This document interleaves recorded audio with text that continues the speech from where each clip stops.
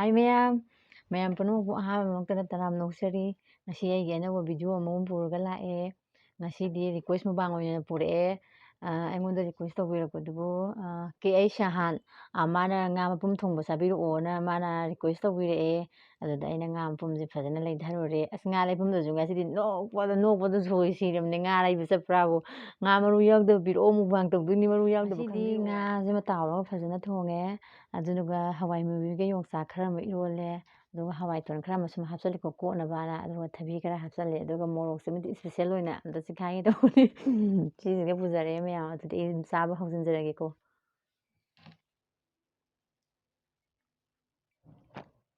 ꯍꯥꯎꯗꯧꯗꯤ ꯃꯥꯜꯂꯤꯌꯦ ꯃꯁꯛꯁꯦ ꯑꯝꯇ ꯃꯍꯤꯒꯁꯦ ꯑꯝꯇ ꯍꯩꯊꯔꯒ ꯑꯝꯇ ꯌꯦꯡꯈꯤꯒꯦ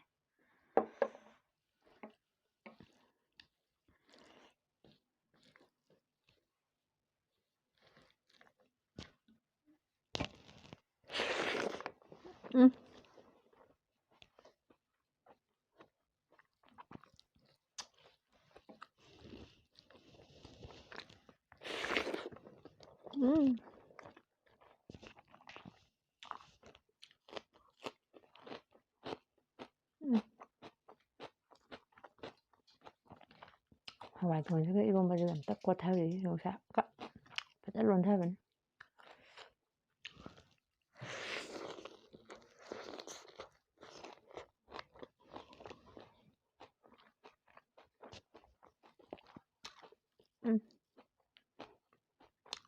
ꯉꯥꯁꯤ ꯉꯝꯒꯗ꯭ꯔꯥ ꯈꯪꯗꯦ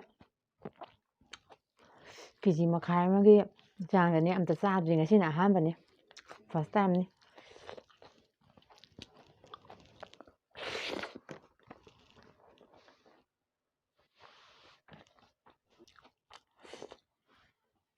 ꯃꯌꯥꯝ ꯉꯁꯤꯗꯤ ꯂꯥꯗ ꯇꯧꯊꯔꯕꯅꯤ ꯂꯥꯗ ꯆꯥꯕꯁꯤꯁꯨ ꯃꯍꯥꯎ ꯑꯃ ꯊꯣꯛꯄꯖꯥꯠꯅꯤꯀꯣ ꯑꯅꯧꯕ ꯃꯍꯥꯎ ꯑꯃꯗꯤ ꯐꯪꯉꯦ ꯉꯍꯥꯟꯈꯩꯗꯤ ꯁꯨꯝ ꯄꯛꯆꯥ ꯆꯥꯕꯅꯤ ꯂꯥꯗ ꯆꯥꯕꯩꯁꯨ ꯃꯍꯥꯎ ꯑꯃꯗꯤ ꯐꯪꯉꯤ ꯇꯣꯞ ꯇꯣꯞꯄ ꯑꯃ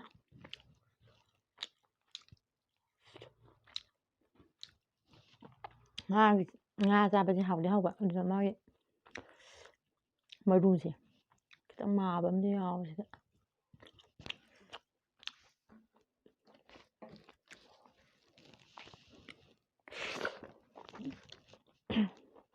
ꯍꯥꯎꯕꯅꯤ ꯀꯥꯟꯗꯦ ꯍꯥꯏꯀꯥꯟꯗꯦ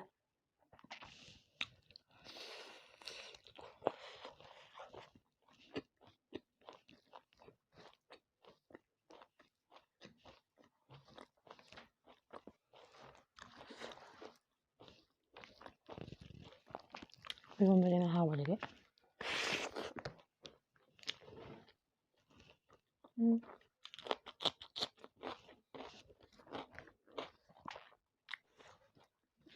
헐.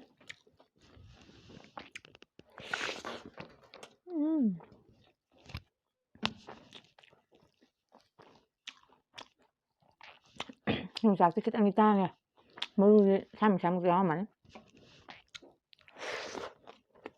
다음에 혼자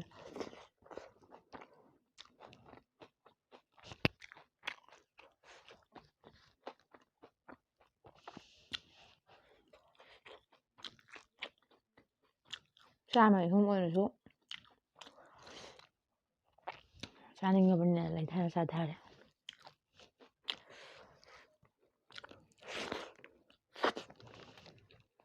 뭐 저는 감정 조절이 안 되고 사이 그 정도 아 아이씨 뭐지 좀 하고 없네 뭐 ꯉꯥꯗꯤ ꯐꯗꯤ ꯐꯖꯔꯦ ꯃꯔꯨ ꯌꯥꯎꯗꯕ ꯉꯥ ꯊꯤꯕꯗ ꯉꯁꯤ ꯅꯣꯛꯄꯗꯕ ꯉꯥ ꯂꯣꯏꯐꯝꯗ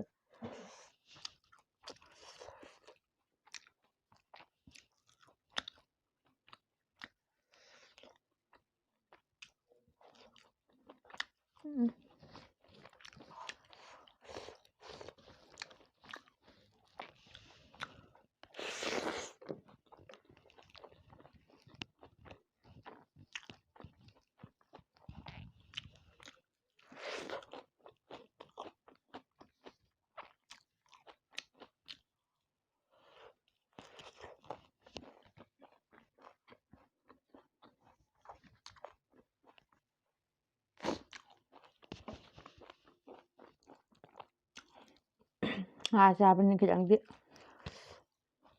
ꯉꯥ ꯆꯥꯗꯕꯗꯤ ꯌꯥꯗ꯭ꯔꯦ ꯖꯣꯕ ꯆꯥꯁꯟꯕꯗꯤ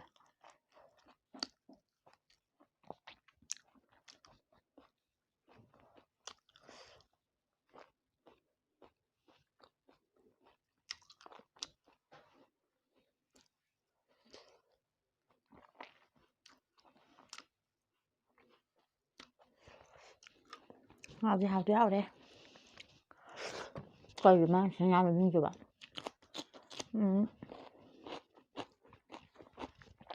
ꯄꯨꯛꯂꯥꯎꯕꯤꯁꯦ ꯀꯔꯝꯕꯅ ꯀꯧ ꯃꯥꯜꯂꯦ ꯑꯩꯅ ꯉꯁꯤꯗ ꯈꯪꯉꯦ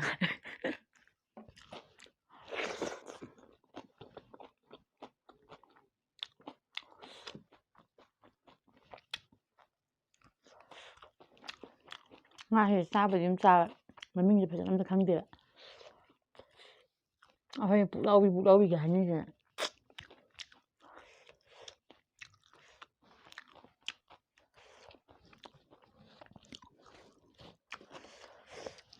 ꯍꯥꯎꯗꯤ ꯍꯥꯎꯔꯦ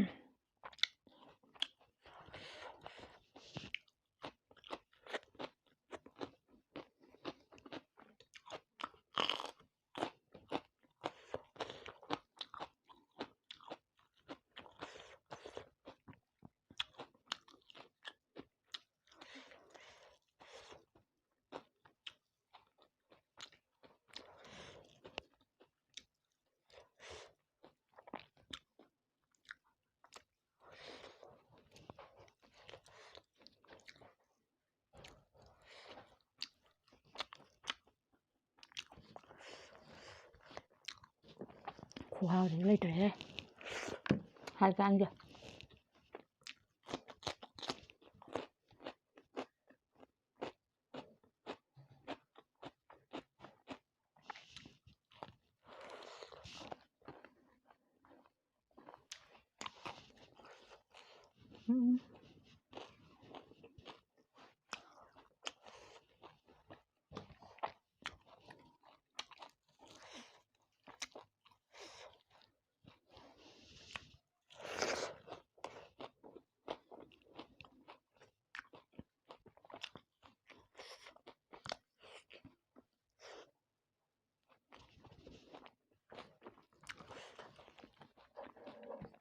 ꯃꯌꯥꯝ ꯉꯁꯥꯏꯒꯤ ꯌꯥꯝ ꯊꯨꯅ ꯒ꯭ꯔꯒ ꯆꯥꯁꯟꯕꯗꯨꯗꯤ ꯉꯝꯗ꯭ꯔꯦ ꯉꯥꯁꯦ ꯈꯤꯇꯪ ꯃꯟꯊꯣꯛ ꯃꯟꯁꯤꯟ ꯍꯥꯏꯕ ꯑꯃꯁꯨ ꯂꯩꯕꯅꯤꯅꯕ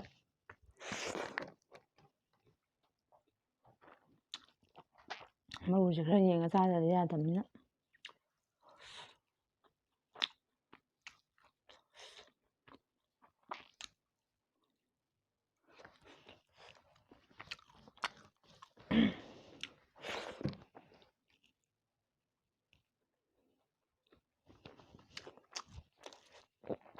ꯑꯁ ꯏꯔꯣꯟꯕꯁꯦ ꯈꯨꯍꯥꯎꯒꯁꯤꯗꯤꯀꯣ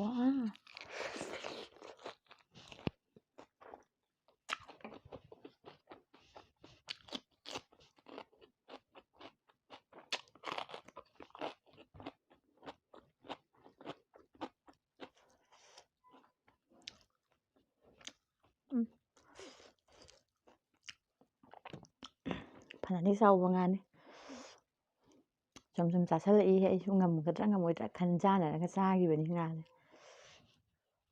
ꯀꯦꯖꯤ ꯃꯈꯥꯏ ꯑꯃꯒ ꯉꯁꯥꯏꯗꯨꯒ ꯈꯔꯗꯤ ꯍꯦꯟꯈꯤꯕꯅꯤ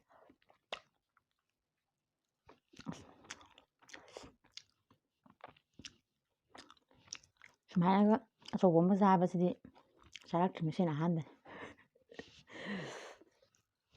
ꯀꯦꯖꯤ ꯑꯃꯒꯤ ꯆꯥꯒꯦ ꯇꯧꯔꯝꯕꯅꯦꯕ ꯑꯗꯨꯗꯤ ꯆꯥꯎꯃꯜꯂꯅꯤꯅ ꯇꯣꯛꯏꯅꯦ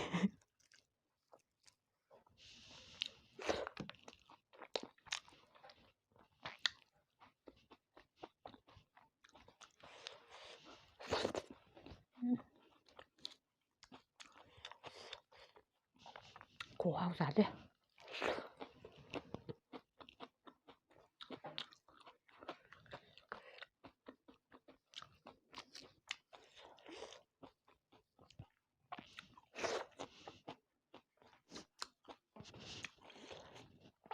ꯌꯣꯡꯆꯥꯛ ꯀꯣꯛꯄꯁꯨ ꯍꯥꯎꯋꯦ.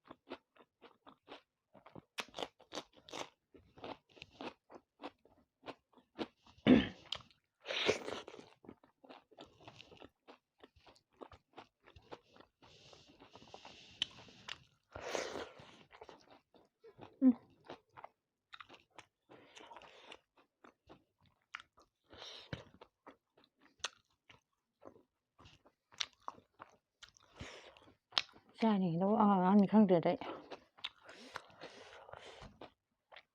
ꯑꯁ ꯇꯪꯈꯥꯏ ꯑꯃꯗꯤ ꯎꯆꯤꯟ ꯅꯥꯆꯤꯟꯅ ꯂꯦꯝꯖꯟꯈ꯭ꯔꯦ.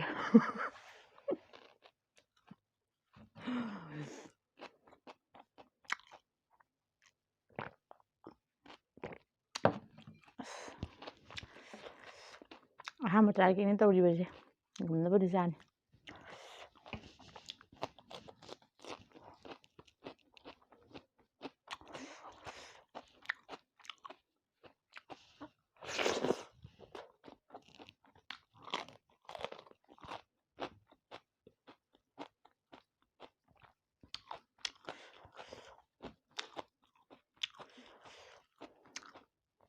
ꯏꯅꯥꯎꯅ ꯈꯟꯕꯤꯔꯛꯄ ꯔꯤꯀ꯭ꯋꯦꯁꯀꯤ ꯍꯤꯟꯖꯥꯡ ꯃꯊꯦꯜꯁꯤ ꯊꯣꯡ ꯍꯥꯎꯈ꯭ꯔꯦꯍꯦ.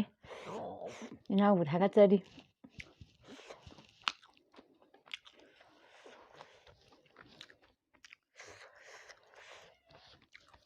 ꯍꯥꯎꯃꯟꯗꯅ ꯋꯥ ꯉꯥꯡꯕꯒ ꯀꯥꯎꯁꯜꯂꯛꯑꯦꯀꯣ ꯑꯩ. ꯆꯥꯅꯕ ꯍꯣꯠꯅꯔꯤꯉꯩꯗ. ꯀꯥꯎꯔ ꯊꯣꯡꯉ ꯀꯜꯂꯦ. ꯈꯖꯤꯛ ꯉꯁꯥꯏ ꯉꯥꯛꯇꯪ ꯊꯝꯃꯨꯔꯦꯕ.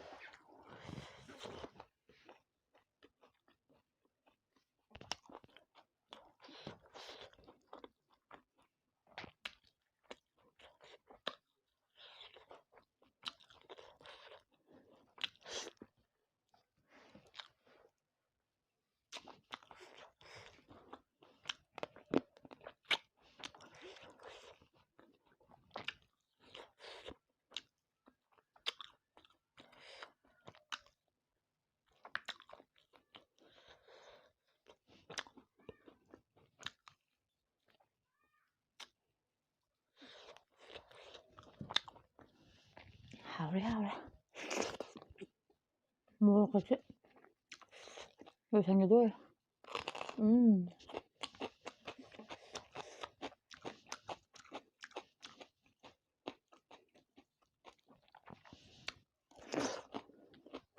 인정다가 정신없게 긴장 지으러 오면 아사아사 보고 하고 이도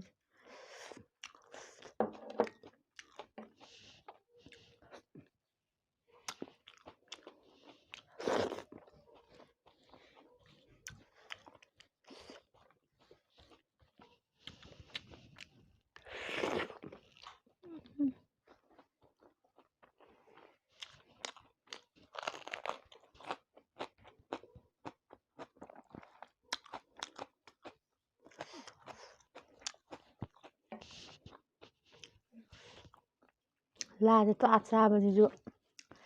안하고 하고엄디 방이 한근이 shum북함도 비에다 선빵자자이다. 아싸 동아시디 아메나 하고 이거 맞더니 큰데. 응? 라를 짜오면 하게 안 돼. 안하고 하고는 투이지. 아싸 까이는 뚱땅 떠오르시나.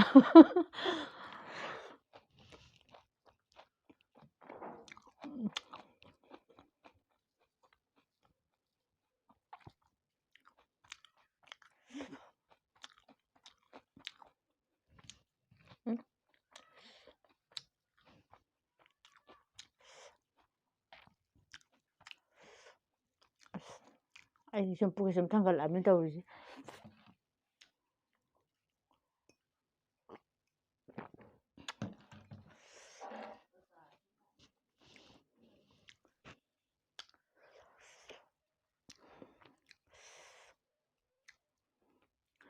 ꯁꯤ ꯆꯥꯁꯤꯜꯂꯒ ꯉꯥꯛꯇꯪ ꯉꯁꯥꯏ ꯆꯠꯇꯗꯤ ꯌꯥꯔꯔꯣꯏ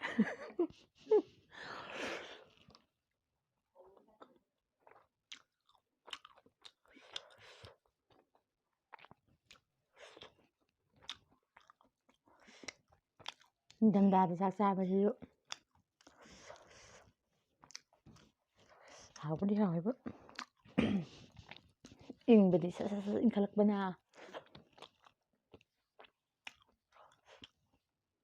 ꯏꯔꯣꯟꯕꯁꯤꯁꯨ ꯍꯥꯎꯋꯦ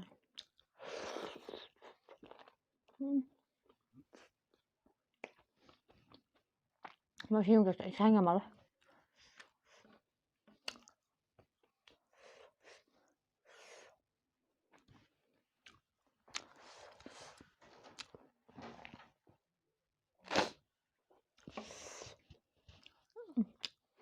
이런바지니 땡젤라게 이런바지니 그냥 가보자버니나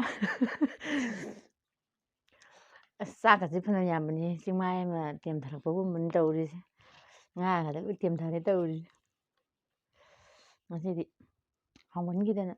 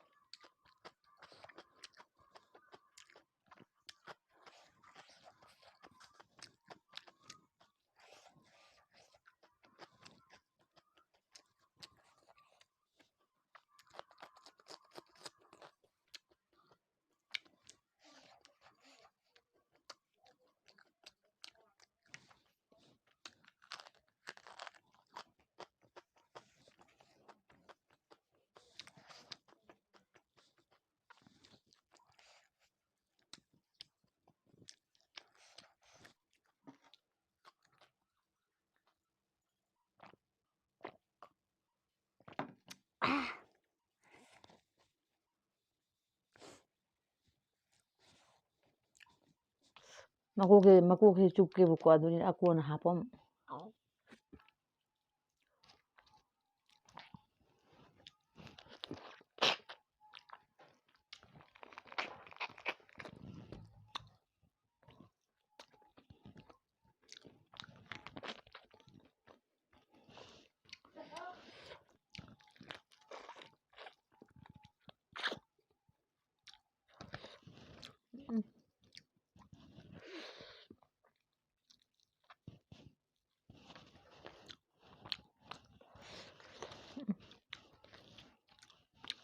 하우리 하우리 막고기 줘